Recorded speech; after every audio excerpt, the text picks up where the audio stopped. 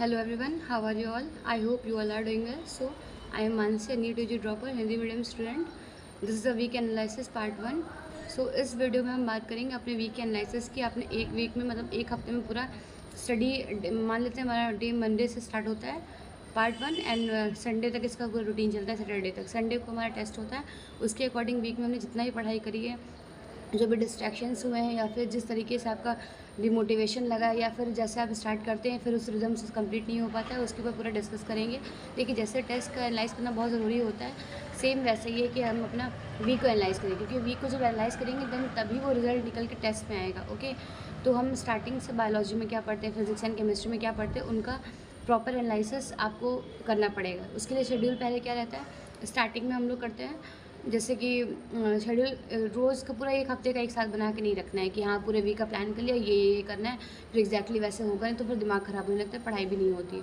Okay, तो हम ऐसे करना है कि जैसे कि रात में सोने से पहले मैंने एक पूरा प्रॉपर प्लान बना लिया कि मॉर्निंग मुझे इतनी चीज़ें कवर करनी है, तो उसको कवर करने के अकॉर्डिंग ही मॉर्निंग से रूटीन चलने लगता है। बहुत बच्चे क्या करते हैं, मेरे साथ भी कभी भी ऐसा होता है कि जब मैं पढ़ रही होती हूँ, अगर सेम डे हमारा उतना टाइम जैसे 6 बजे उठना है या फिर 5 बजे उठना है, अगर वो नहीं हुआ 10-15 मिनट भी लेट हुआ, फिर मूड ख़राब रहता है कि नहीं, जो करना चाहा था वो तो हुआ ही नहीं, अब कैसे होगा, पूरा टाइम वेस्ट रहता है उसी चीज़ को लेके। सो हमें ऐसा नहीं करना है, जितना हो रहा है वो ठीक है, ख़राब हुआ, उसके बाद जहाँ से भी टाइम मिलता है वहाँ से रीस्टार्ट करना है हम लोग को, ठीक है। एंड बाकी बहुत सारी चीज़ें मैंने नोट डाउन करके रखी हुई, क्योंकि मुझे बोलने में मतलब ऐसा लगता है कि भूल जाऊँगी या फिर कुछ गलत बोले तो क्या होगा, मतलब थोड़ा बहुत डर तो लगता ही है। खैर, मेरा भी प्रिपरेशन चली, तो मैं आपको जितना भी होगा मेरी तरफ से गाइड करने की पूरी कोशिश करूँगी, क्योंकि एक्सपीरियंस बहुत बड़ी चीज़ है। मुझे ऐसा लगता है कि एक्सपीरियंस अगर जिसके पास है वो आप क्लियर करके बता सकता है। हर चीज़ खुद सीखने चलेंगे ना तो उसमें बहुत सारा टाइम वेस्ट होगा और पता नहीं क्या क्या परेशानियों को देखना पड़ेगा। सो वीक एनालिसिस का पार्ट फर्स्ट जो है हम यहाँ से स्टार्ट करेंगे कि बायोलॉजी में हमने कितने चैप्टर्स किए। मेरा टारगेट था 7 डेज़ में 7 चैप्टर का, क्योंकि मेरे पास मैंने बायोलॉजी कोई मुझे क्लास नहीं करनी है, तो उसके थ्रू मेरे पास काफ़ी टाइम बच जाएगा बायोलॉजी सॉल्व करने के लिए।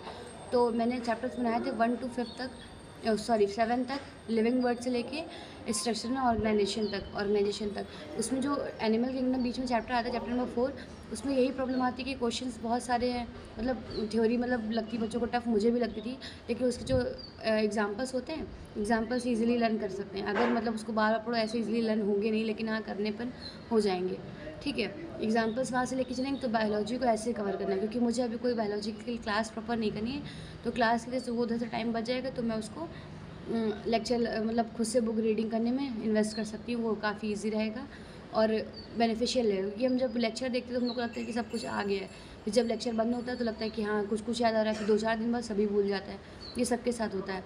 तो वो अगर टाइम हमें बचाना है तो उससे अच्छा है कि हम लोग बुक की रीडिंग कर लें। हाँ, जिसने कभी थ्योरी नहीं करी है, मतलब लेक्चर्स नहीं किए हैं या फिर जो फ्रेशर है एकदम, तो उसके लिए तो इम्पॉर्टेंट रहता है लेक्चर सारे कवर करना। देन जो अगर ड्रॉपर स्टूडेंट हैं वो सिर्फ स्किप कर सकते हैं, मतलब वो लेक्चर बायोलॉजी के स्किप कर सकते हैं एंड फिजिक्स केमिस्ट्री के कंपलसरी रहता है। उसमें भी फिजिकल केमिस्ट्री के तो मोस्ट इंपॉर्टेंट रहता है, एंड फिज़िक्स तो सबको ही करनी है, उसका पेपर सबने देखा है। एंड हाँ, बात करते हैं केमिस्ट्री की। केमिस्ट्री का मैंने पहले तो रीडिंग स्टार्ट करी थी बुक से, ठीक है, फिर तब मेरे पास कोई बैच नहीं था। देन मैंने अभी बैच लिया है कुछ दिनों पहले, तो उसके अकॉर्डिंग मेरा काफ़ी सारा मोल कॉन्सेप्ट का ये 3 से 4 चैप्टर, मतलब 1.0 जो यकीन 1.0 है, उसमें काफ़ी सारे चैप्टर्स छूटे हुए हैं, तो उस वहाँ से रीस्टार्ट करना है। इसका मतलब है मेरा 3 से 4 सॉल्यूशन चैप्टर अभी शायद चल रहा है। देन मैंने बायोलॉजी उससे मोल कॉन्सेप्ट से स्टार्ट किया, मोल कॉन्सेप्ट को मुझे काफ़ी कवर करना है। उसके बाद अभी रीस्टार्ट करेंगे दूसरे चैप्टर से। केमिस्ट्री में मोल कॉन्सेप्ट अभी क्लियर हो जाएगा, मोल कॉन्सेप्ट होने के बाद नेक्स्ट चैप्टर मैं स्टार्ट कर दूँगी एंड नेक्स्ट वीक एनालिसिस जो आएगा उसमें मैं बाकी का एनालिसिस करके आपको बताऊँगी। देन फिज़िक्स में जो बेसिक मैथ्स वाला चैप्टर था उसमें अप्रॉक्स 10 to 12 लेक्चर्स हैं अभी, ठीक है, मतलब टोटल इतना लेक्चर्स है, मैंने 4 to 5 में कंप्लीट कर लिया, 4 चल रहा है मेरा। 2 एक्सपेरिमेंट देखती हूँ, उसके बाद जितना जहाँ ज़्यादा समझने के लिए होता है वहाँ पॉज कर करके भी देखना पड़ता है, बट ऐसे ही कि इस तरीके से मतलब कंक्लूजन आएगा, फालतू में स्टफ लेने से कोई मतलब नहीं है।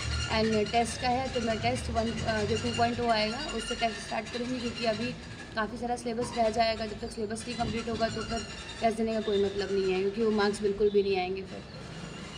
एंड मैंने जो डेली टारगेट 175 हार्ट का जो चैलेंज लिया उसकी मैं पोस्ट रेगुलर अपने यूट्यूब चैनल पर करती हूँ, प्लीज़ आप देखिएगा एक बार। अगर आप हिंदी मीडियम के स्टूडेंट हैं तो इस चैनल को सब्सक्राइब करिएगा। आई होप ये हेल्पफुल होगा आप सबके लिए। और मेरे लिए भी जब मैं देखिए, अब कोई भी अगर आप चीज़ स्टार्ट करते हैं और ऑनलाइन पोस्ट करते हैं तो आपको भी एक प्रेशर रहता है कि नहीं मुझे बताना है, और ऐसा तो है नहीं कुछ भी झूठ मूठ बोल के ऐसे बता दो, उसका कंक्लूज़न नहीं निकलना चाहिए। लेकिन है ना कि मतलब प्रॉपर आपको चीज़ें करनी है। मैंने बहुत सारे स्टूडेंट्स देखे जो मतलब प्रिपरेशन कर रहे हैं नीट की, मोस्टली वो इंग्लिश मीडियम है, वो ऑनलाइन पोस्ट करते चीज़ें। तो मुझे ऐसा लगा ना कि हिंदी मीडियम के लिए अभी तक कोई भी आया ही नहीं है। मैं उनकी बुराई नहीं करी, बट हाँ, किसी न किसी को आगे आना चाहिए कि थोड़ा बहुत सपोर्ट। मेंटोर्स जो होते हैं लास्ट में मेंटरशिप के लिए आते हैं, तो वो बच्चे यही सब बताते हैं और कुछ अलग से नहीं होता है कि आपको कैसे क्या प्रिपेयर करना है, किस तरीके से स्टडी करनी है। आप कहीं पे अगर रुक रहे हैं, परेशान हो रहे हैं, तो आपको कैसे मोटिवेशन चाहिए। देखिए, मोटिवेशन एक्सटर्नल का सोर्स कोई भी नहीं है। आपको वो 2-4 दिन के लिए कोई मोटिवेट कर जाए तो उससे कोई मतलब नहीं है। आपको स्टार्टिंग अच्छे से करनी है, जब तक आप खुद से अंदर से मोटिवेट नहीं होंगे, तब तक बाहर के मोटिवेशन का कोई भी मतलब नहीं है। मैं बार-बार क्यों कह रही हूँ, क्योंकि मैंने बहुत सारी चीज़ें फ़ील की हैं, ठीक है? बहुत सारी चीज़ें बुरी भी लगती हैं एंड में आके।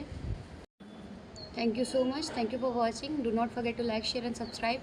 एंड अगर आपको कोई भी प्रॉब्लम लगती है, आपके मन में कोई भी क्वेश्चन आ रहा है, कुछ भी आप कमेंट सेक्शन में मुझसे पूछ सकते हैं। मैं पॉसिबिलिटी जितनी भी होगी क्वेश्चन का रिप्लाई देने का, मैं आपको रिप्लाई दूँगी, ओके? कोई भी प्रॉब्लम आती है, आप एक बड़ी बहन की तरह कुछ भी पूछ सकते हैं, ठीक है? मुझे कोई प्रॉब्लम नहीं है। Thank you so much.